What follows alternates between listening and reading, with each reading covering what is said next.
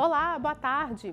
Com a quantidade crescente de motos no trânsito de Belo Horizonte, uma das preocupações das autoridades é em relação ao preparo de quem pilota moto para situações adversas. Pensando nisso, um curso gratuito está sendo ofertado pela CDL-BH para motociclistas da capital mineira e região metropolitana.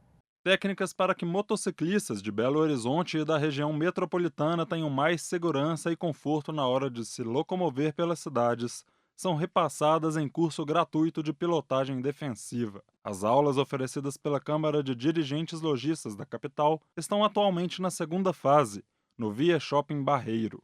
A pessoa que já é habilitada, ele vai fazer um curso para aprender a frear, para aprender a fazer curva, técnicas de andar entre os carros, técnicas de frenagem de emergência, que é diferente de uma freada normal, o contraterço, que muita gente não sabe o que é, o ponto cego, que é muito importante. Muita gente tem acidente porque não sabe o que é o ponto cego. É onde que ele não pode ficar atrás do carro. O carro, ele precisa ser visto pelo carro, pelo ônibus, pelo caminhão. Então a gente ensina todas essas técnicas de pilotagem de ponto cego. Ele ganha um certificado, né, que ele concluiu aquele curso nas 2 horas de curso.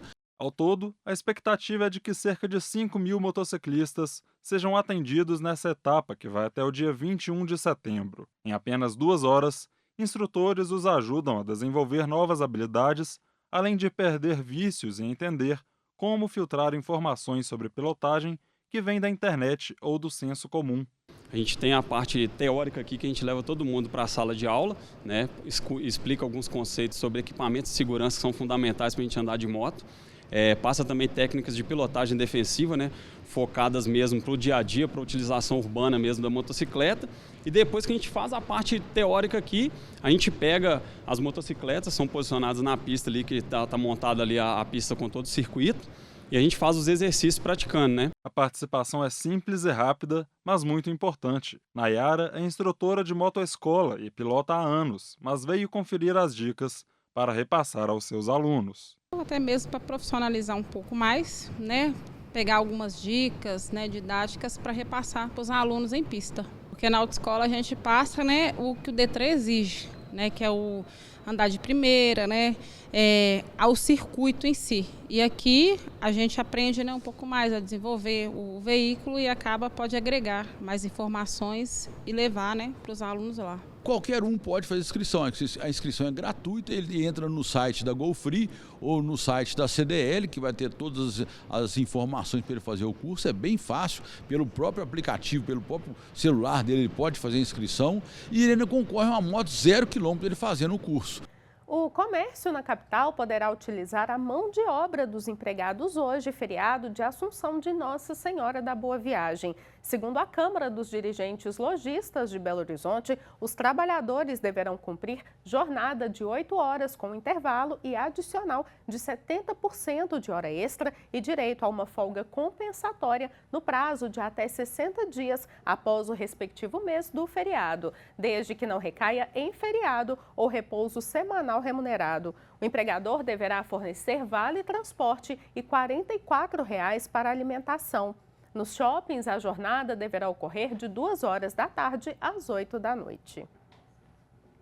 O Santuário Arquidiocesano da Santíssima Eucaristia, a paróquia Nossa Senhora da Boa Viagem, convida a todos os devotos e fiéis para a festa da padroeira de Belo Horizonte. A programação de hoje envolve missas ao longo da tarde e procissão luminosa, saindo da Praça Rio Branco em direção ao santuário. Às 6 horas da tarde, o arcebispo metropolitano de Belo Horizonte, Dom Valmor Oliveira de Azevedo, preside celebração eucarística solene. A paróquia Nossa Senhora da Boa Viagem fica na Rua Sergipe, número 175, bairro da Boa Viagem. A partir de hoje até 18 de agosto, fiéis poderão participar das celebrações em homenagem à Nossa Senhora da Glória em Contagem. A programação inclui novenas, missas, oração do terço, além de bênção do Santíssimo, procissão e quermesse. A festa dedicada à padroeira será no dia 18 de agosto, com procissão luminosa, quando os fiéis sairão pelas ruas do bairro levando a imagem de Nossa Senhora da Glória e São José.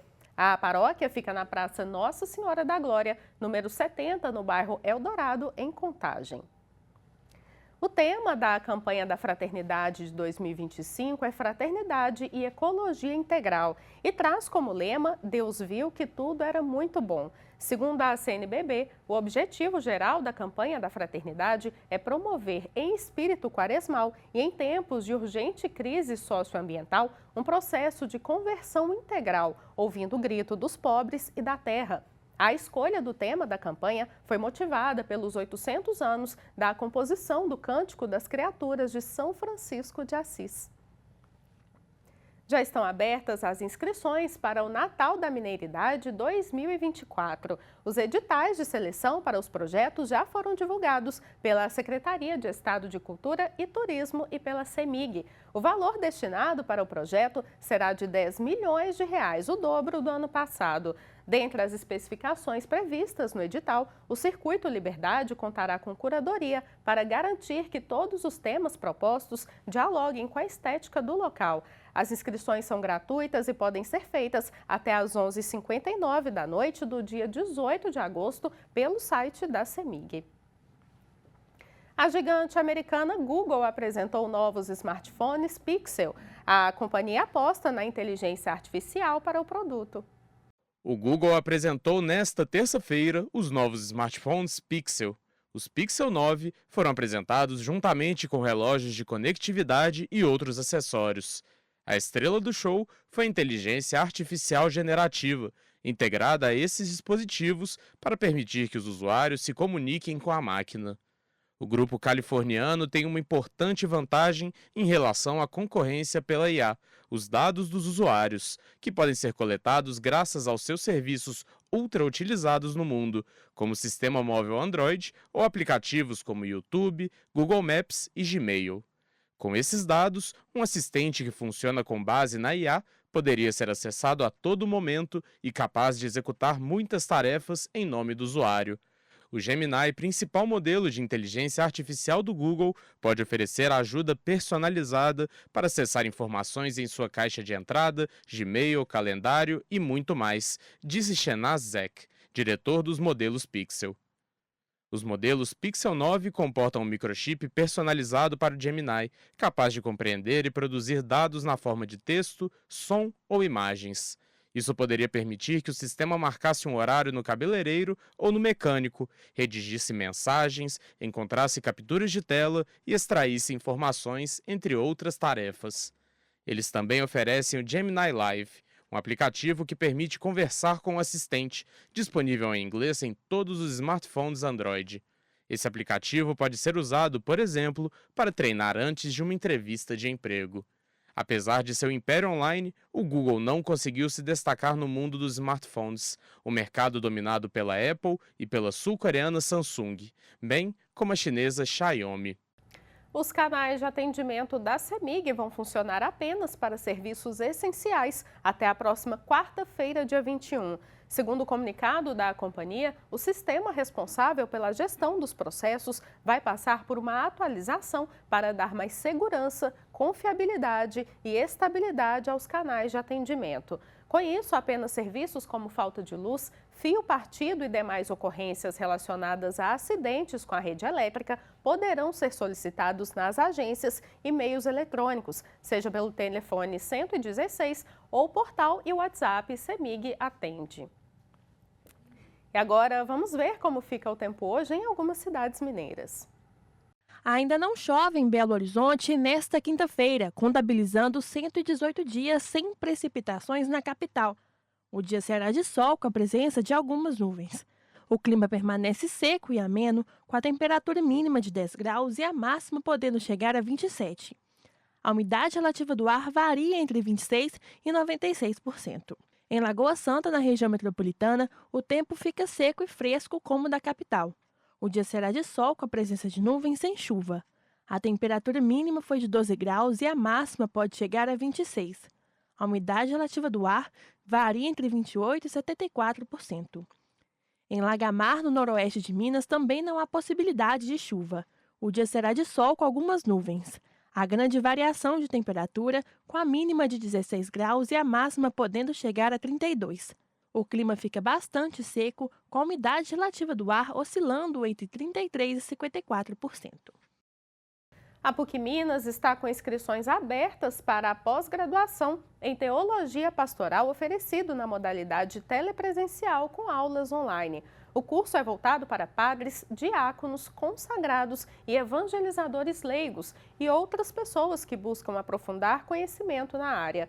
As aulas estão marcadas para começar no dia 9 de setembro. Estão abertas as inscrições para o cadastramento escolar para o ano letivo de 2025 para a rede municipal de Belo Horizonte e instituições parceiras. Os responsáveis pelos alunos têm até o dia 10 de setembro para fazer o cadastro. Neste ano, as famílias terão que usar a conta gov.br. A inscrição é obrigatória para quem deseja uma vaga na educação infantil, no ensino fundamental e para a educação de jovens e adultos para pessoas a partir de 15 anos que não concluíram o ensino fundamental. Os alunos que já estudam na rede municipal e permanecerão na mesma escola em 2025 não precisam fazer o cadastro escolar e terão um período específico para a renovação de matrícula. Informações pelo site pbh.gov.br. A partir da próxima sexta-feira, dia 16 de agosto, estão liberadas as propagandas para as eleições municipais de outubro. As propagandas vão até o dia 30 de setembro. Diante da ausência de leis sobre a inteligência artificial no país, o Tribunal Superior Eleitoral decidiu se adiantar e aprovar regras para regular a utilização desse tipo de tecnologia nas propagandas eleitorais. Pelas regras aprovadas, o uso de conteúdo gerado por inteligência artificial deve sempre vir acompanhado de um alerta sobre sua utilização, seja em qualquer modalidade de propaganda eleitoral. Nas peças, nos rádios, por exemplo, se houver sons criados por IA, deve ser alertado ao ouvinte antes da propaganda ir ao ar. Imagens estáticas exigem uma marca d'água, enquanto o material audiovisual deve fazer o alerta prévio e estampar a marca d'água.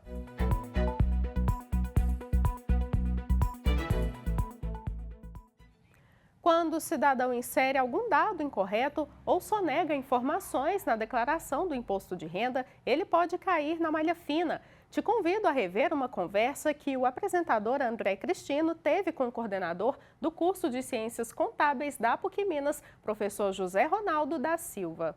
Boa tarde, Ronaldo. Explica o que é essa famosa malha fina. Boa tarde, André. Boa tarde, ouvintes. André, a malha fina é nada mais, nada menos quando o contribuinte apresenta algum erro na sua declaração, seja de preenchimento de dados, seja por falta de informações referentes a rendimentos. E, Ronaldo, quais são os principais erros que costumam fazer com que o contribuinte caia na malha fina? André, o erro mais comum é a omissão de informações, seja por desejo próprio, né, de omitir alguma informação e ver se vai passar, seja por erro de preenchimento. É como, por exemplo, despesas dedutíveis do imposto de renda com valores lançados errados. Às vezes o contribuinte esquece de digitar uma vírgula e lança um valor superior ao que a Receita tem na base de dados. Também é comum o erro com relação aos rendimentos tributáveis. Também algum erro de preenchimento, por falta de digitação de um ponto ou uma vírgula, é o que normalmente acontece e provoca a malha fina. E aí, Ronaldo, se o contribuinte ele entrou lá no site da Receita para ver a restituição dele e ver que está na malha fina, que deu um problema, o que ele tem que fazer nesse caso? A primeira coisa que ele tem que fazer é exatamente identificar qual é o problema. Como que ele faz isso?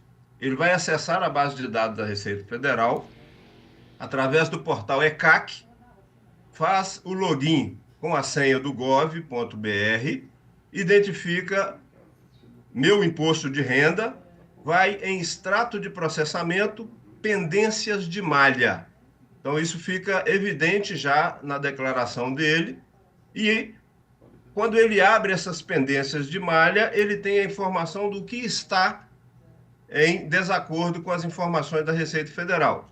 Ele pode retificar automaticamente, online, ou mediante o programa da Receita Federal, ou apresentar documentação contestatória no prazo requerido. E, Ronaldo, dá multa para quem cai na malha fina? André, a multa por entrega de declaração normal, 20% do imposto devido ou R$ 165,90 0,44 mas no caso de detecção de sonegação por parte do contribuinte, a Receita Federal aplica multa que pode chegar a 225% do valor do imposto, né? Então, a primeira coisa que a Receita faz é anular os dados da declaração e, consequentemente, aplicar a multa aí, que pode chegar de 150% a 225%. E, Ronaldo, o contribuinte identificou o erro, foi lá, corrigiu, há um período para que o nome dele saia da malha fina? André, mediante a retificação, o prazo mais comum, né, o prazo normal, é de 72 horas para que a base de dados da Receita seja atualizada. Mas no caso de abertura de processo, né, por entrega de documentação, aí não há um prazo limite. Eu tenho casos de contribuintes que estão já pelo segundo ano ainda com pendências de malha na declaração do ano anterior e não resolvida.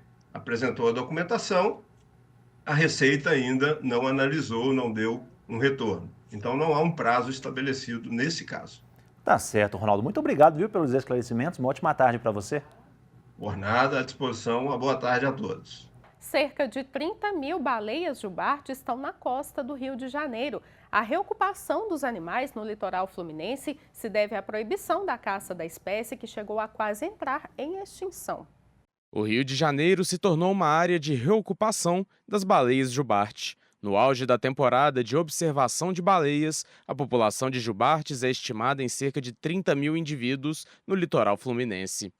E o Rio de Janeiro a gente está observando que é uma área de expansão, né, de reocupação dessas jubartes que já estiveram aqui no passado, antes da caça, e que agora, graças aos esforços de conservação, estão voltando a essas áreas com os seus filhotes, né, com os seus juvenis. Milhares desses animais se aproximam todos os anos da costa brasileira durante o inverno, em seu trajeto da Antártica até as águas quentes do estado da Bahia, onde eles se reproduzem. As baleias jubarte estão em todos os oceanos e mares do planeta e percorrem até 25 mil quilômetros por ano em suas migrações. No Brasil, elas podem ser vistas entre maio e novembro, antes de retornarem à Antártica para se alimentar. Com essa população aumentando e essas questões produzidas por atividades humanas também aumentando, né? A economia, as cidades, né? As baleias estão cada vez mais urbanas, né? Compartilhando o mar com navios, barcos de pesca, enfim, da logística portuária. Então a gente precisa entender como fica essa reconfiguração para trabalhar medidas de proteção a elas. A espécie quase foi extinta no fim da década de 1980, devido à caça. Mas graças à proibição em vários países do mundo, entre eles o Brasil, e aos esforços de várias ONGs, a população voltou a crescer e reocupar as áreas das quais havia desaparecido. Apesar dos esforços, o mamífero gigante ainda está ameaçado pela pesca ilegal, pelo intenso tráfego marítimo e pela poluição da água. Os alertas de desmatamento na Amazônia caíram no último ano. No entanto, especificamente no mês de julho, houve um crescimento de 33% em relação a 2023. Os dados foram divulgados em Brasília. O desmatamento na Amazônia caiu 45,7% de agosto de 2023 a julho de 2024, a maior queda proporcional já registrada para o período, segundo dados do sistema DETER-B do INPE. A área sob alerta é a menor da série histórica indicada em 2016. Já no Cerrado, houve aumento de 9% no mesmo período. Os dados foram apresentados em Brasília nesta quarta-feira. Os resultados dessa queda do desmatamento na Amazônia, agora a gente começa a percebê-la também no Cerrado, nos últimos 3, 4 meses, uma tendência que nós queremos que se firme. A partir de janeiro de 2024, começa a apresentar reduções sucessivas, mês a mês. Não foi um mês que reduziu e outro que aumentou. Entrou numa curva de redução. Especificamente no mês de julho deste ano, houve um crescimento de 33% nos alertas de desmatamento em relação a 2023. Segundo João Paulo Capobianco, secretário executivo do Ministério do Meio Ambiente, o mês de julho costuma ser maior em termos de desmatamento. Além disso, os alertas do mês passado ocorrem após o ano de 2023, em que houve uma grande redução no desmatamento. Um grupo de cientistas da Holanda lançou um projeto para pilotar pequenos drones inspirados em pássaros e abelhas para que possam detectar vazamentos de gás ou realizar missões de busca e resgate. A tecnologia imita a natureza na evolução de máquinas para ajudar nas necessidades atuais. Um grupo de cientistas da Holanda lançou um projeto para pilotar pequenos drones inspirados em pássaros e abelhas que consigam realizar missões de detecção, busca e resgate. No chamado Smart Lab, os pesquisadores da Universidade de TU Delft pretendem pilotar um enxame autônomo de 100 minúsculos drones capazes de realizar tarefas 24 horas por dia. A tecnologia de enxame de drones é a ideia de que quando olhamos para a natureza e vemos muito desses animais como formigas, que individualmente talvez não sejam tão inteligentes, mas juntos fazem coisas realmente lindas, ações que definitivamente não conseguiriam fazer sozinhos. Queremos incutir o mesmo tipo de capacidades também em robôs. Os drones com o peso de um ovo pousam sozinhos em cápsulas de recarga e decolam novamente para continuar seu voo sem intervenção humana. As tarefas incluem a detecção de vazamento de gás em fábricas, rastreando o cheiro e chamando outros drones para ajudar na busca com seus sensores. Neste ponto, os protótipos ainda usam infraestrutura externa, que observa os drones de fora e os ajudam a saber, por exemplo, onde os outros drones estão. Mas neste processo, em direção ao mundo real, eles precisam se tornar totalmente autônomos. Isso significa que nesses enxames de robôs também poderão operar em um ambiente desconhecido. Os pesquisadores já estão desenvolvendo tecnologia para permitir que os robôs detectem uns aos outros sem a necessidade de assistência externa.